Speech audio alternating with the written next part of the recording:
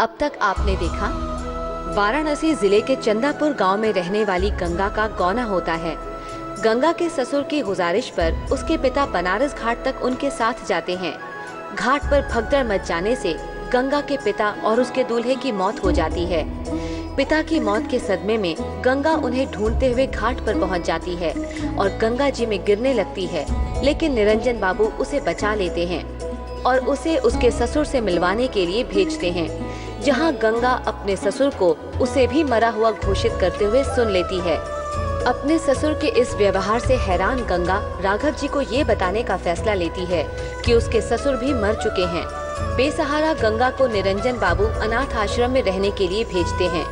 वहाँ जगह ना मिलने पर राघव जी विधवा आश्रम का रुख करते हैं। गंगा को विधवा आश्रम बिल्कुल नहीं भाता। वो वहाँ से भागने की कोशिश करती है मगर भाग नहीं पाती। आश्रम की विधवाएं जोर जबरदस्ती करके गंगा को विधवा के कपड़े पहना देती हैं और निर्देश देती हैं कि अब उसे अपना जीवन यापन भीख पर करना होगा, लेकिन गंगा भीख पर गुजारा करने को तैयार नहीं होती, जिससे गुस्सा होकर आश्रम की प्रधान सुधा गंगा को मारती है और माफी मांगने को कहती है, लेकिन गंगा का आत्मसम्मान उसे झुकने नहीं देता। अपने स्वर्गवासी पिता की दी हुई सीख को याद करते हुए गंगा उन्हें हर परिस्थिति में जिंदगी जीतने का वचन देती है। अब आगे। एक बार भूपति मन माही, भय गलानी मोरे सुतनाही। गुर ग्रह गयऊ तुरत महिपाला, चरण लागे कर विनय विसाला। निज दुख सुख सब गुर ही सुनाए। मन कहीं और हो सुधा, तो मानस की चौपाइयां भी अर्थहीन ही लगती हैं। मेरा तो पूरा जीवन ही अर्थहीन हो गया पिशीमा। सारी तपस्या बेमानी सी लग रही है। उस विद्धि सी लड़की ने सारे शास्त्रों को झूठा कह दिया, भिक्षा मांगकर जीवन यापन करने से मना कर दिया। कितनी नफरत से छी कहा था उसने। पिशीमा, हम सब जिस तरह से जीवन जीते आ रहे हैं, उसके लिए वो मरने से भी बदतर है। यानी कि हम सब सांस लेती चलती फिरती लाशें हैं उसकी नजर में। अरे किस दुनिया से आई है ये गंगा? जहां से तू आई थी कभी। यही झटपटाहट, यही गुस्सा, इसी तरह के सवाल लेकर, याद है? पर मैंने सब कुछ मान लिया था पिशीमा, सब कुछ। गुरुजी की आज्ञा, शास्त्रों में लिखी हर बात, हर नियम, मैंने सब कुछ माना। वैसे ही जीती आ रही हूँ जैसे एक विधवा को जीना चाहिए। किसी से कोई शिकायत नहीं की मैंने कभी। हाँ, नहीं की, पर मन ही मन अपने आप से 1000 बार पूछा होगा कि समाज की रीत को चुपचाप मान लेना ही क्या हमारा जीवन है? हम औरतों की इच्छा का कोई मान नहीं। समाज में रहते हैं तो समाज के नियम कानून का पालन भी तो करना पड़ेगा। उसका विरोध नहीं कर सकते हैं हम। तो तू क्यों परेशान होती है? कुछ दिन रहने दे ऐसे। धीरे धीरे आश्रम के कायदे कानून समझ जाएगी और मान भी लेगी। गंगा अभी बच्ची ही तो है। बच्ची नहीं है गंगा, विधवा है वो। और इस बात को वो जितनी जल्दी समझ ले उतना ही अच्छा होगा उसके लिए। नहीं तो ये उजाड़ रेगिस्तान सा इतना लंबा जीवन उसके लिए बहुत मुश्किल हो जाएगा।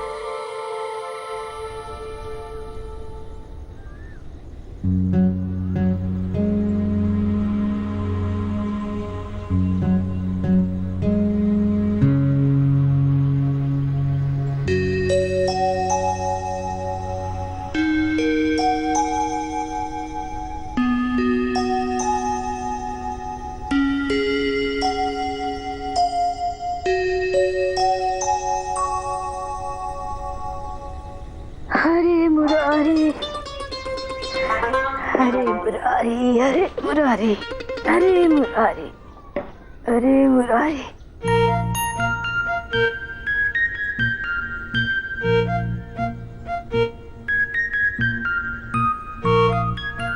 हाँ पिशीमा, मैं लेके आती हूँ सामान। अरे सबकी सब उठ जाओ, पौ फटने को है। कितना सोगी?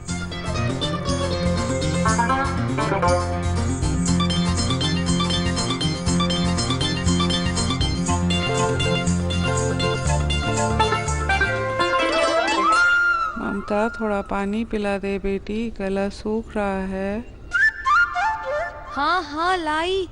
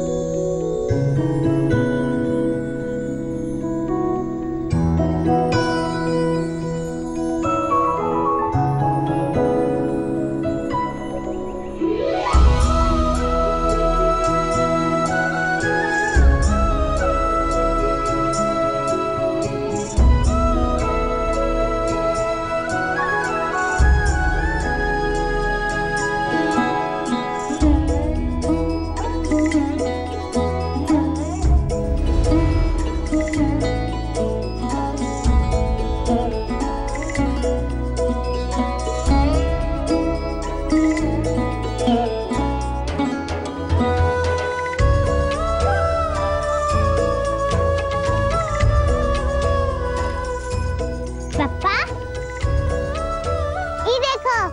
ये देखो चूड़ियां भी और झुमकी भी।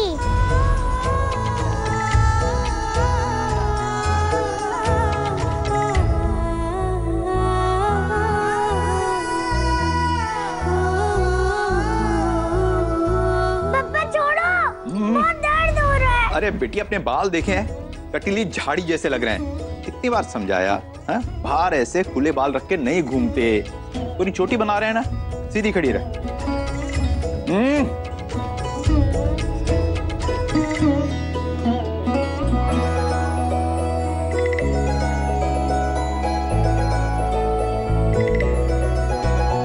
अब लग रही है ना हमारी बिटिया बिल्कुल राजकुमारी।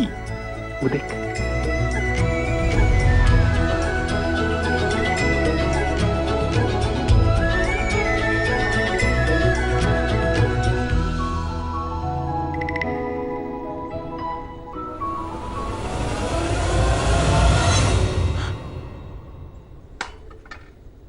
रंगीन कपड़े पहने तूने?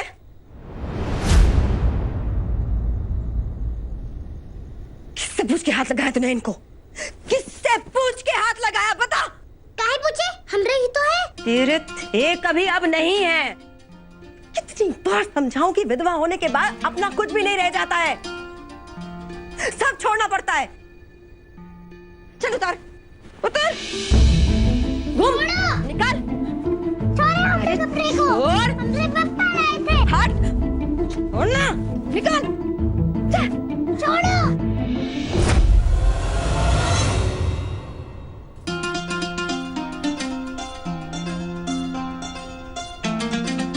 हमरे कपड़े हमें वापस दो। बहुत इतराते हैं अपने बालों पर, हाँ? छूना मत हमरे बालों को। ऐसे नहीं मानेगी तू। अब मुझे ही तुझे समझाना पड़ेगा कि विधवा कैसी होती है और कैसे रहती है।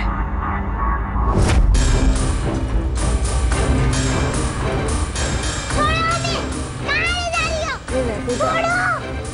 अरे क्या हो गया? छोड़ो, हमें कहाँ ले जा रही हो? बहुत दर्द हो रहा है। छोड़ो। छोड़ो, कहाँ ले जा रही हो? छोड़ो ना। छोड़ो ना। छोड़ो। कहाँ ले जा रही हो हमें? छोड़ो। छोड़ो। छोड़ो ना।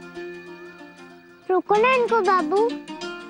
जमाने की यही रीत है और आश्रम का नियम भी। बाल तुझे कटवाने ही पड़ेंगे।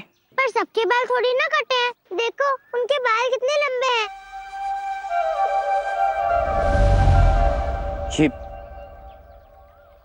ये तुम्हारे हाथ में चोट कैसे लगी? इसने मारा छुरी से।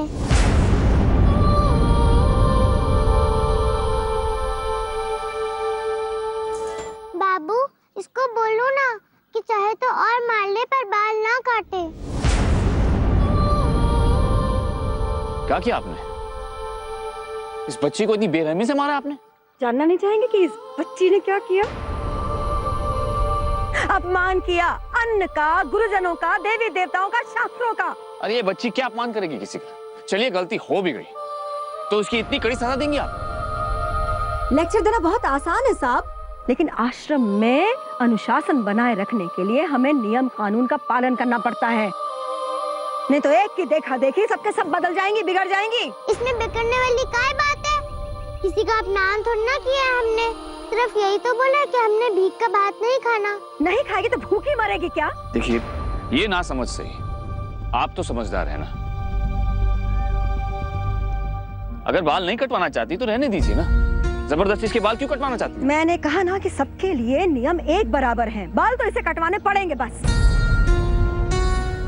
जमाना बदल गया है और आप जमाना आपके लिए बदला होगा, हमारे लिए जमाना वही का वही खड़ा हुआ है। देखिए आप बहस नहीं करनी मुझे। अगर ये बाल नहीं कटवाएगी तो हमारे आश्रम में नहीं रहेगी। हमें रहना भी नहीं है तुम्हारे आश्रम में।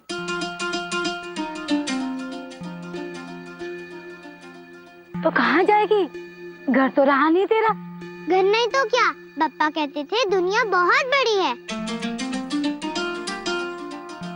ठीक है, आश्रम में नहीं रहना है तो मत रह, तू जा, जहाँ तेरा मन करे तू जा। लेकिन एक बात सुन ले, तू वापस नहीं आएगी और बाल कटवाए बिना तो बिल्कुल भी नहीं आएगी।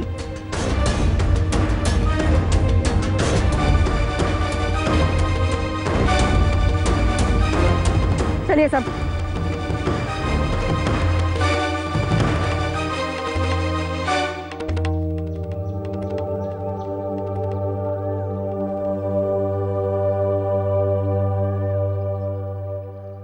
सुन, क्या करेगी अब?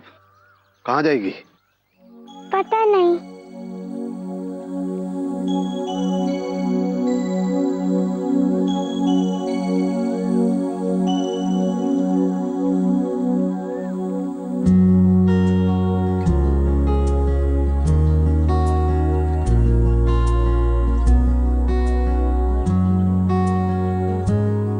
चलिए निरंजन बाबू, कोर्ट में सुनवाई है, क्लाइंट राह देख रहे होंगे।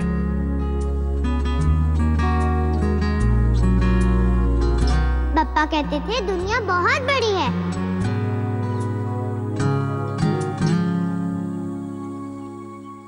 रुको,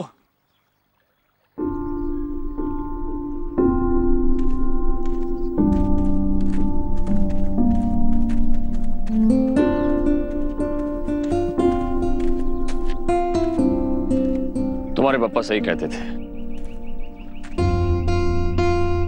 दुनिया बहुत बड़ी है लेकिन सुरक्षित नहीं।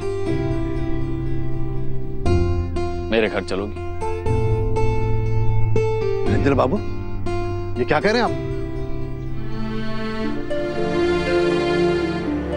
मेरा घर उतना बड़ा नहीं है लेकिन तुम अच्छे से रह सकती हो। निरंजन बाबू, सोच लीजिए, घर में सड़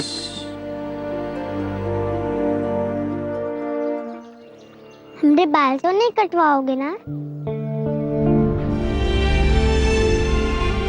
नहीं, कभी नहीं। चलो।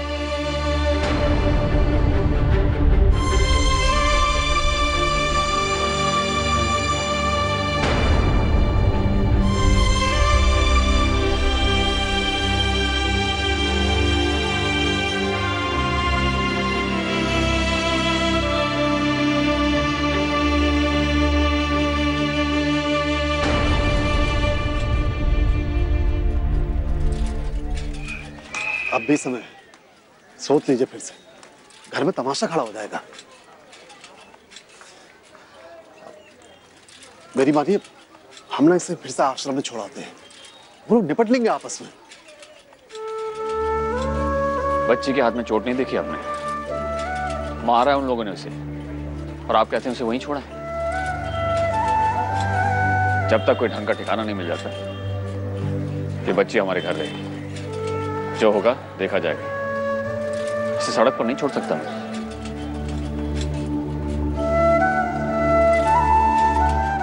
भैया, बस भैया, रोक दो, रोक, आ जाओ, आओ, घर चलना है, आ जाओ।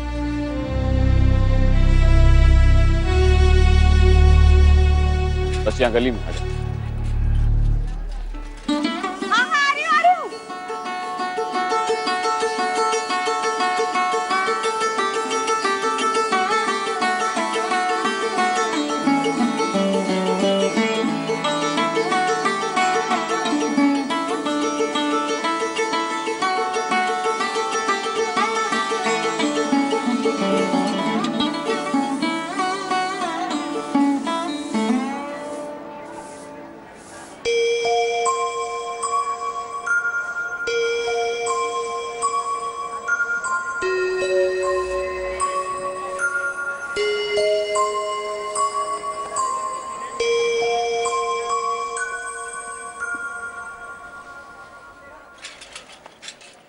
हाँ,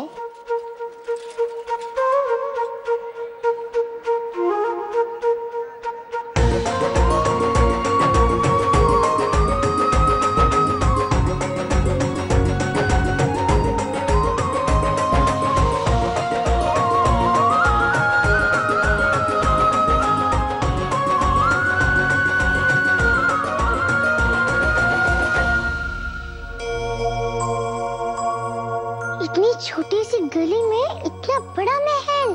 चतुर्वेदी सदन है ये। हमरे गांव की सरपंच की भी नहीं है ऐसी कोठी, फिर भी कितना अकड़ता है वो। यहाँ आएगा तो बोलती ही बंद हो जाएगी उसकी। बाबू, कितने लोग रहते हैं इस महल में?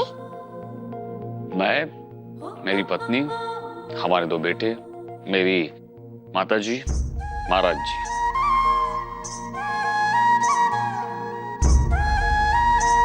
सिर्फ 6 लोग इतनी बड़ी हवेली में? हाँ, आओ, मिलना नहीं है सबसे? आओ।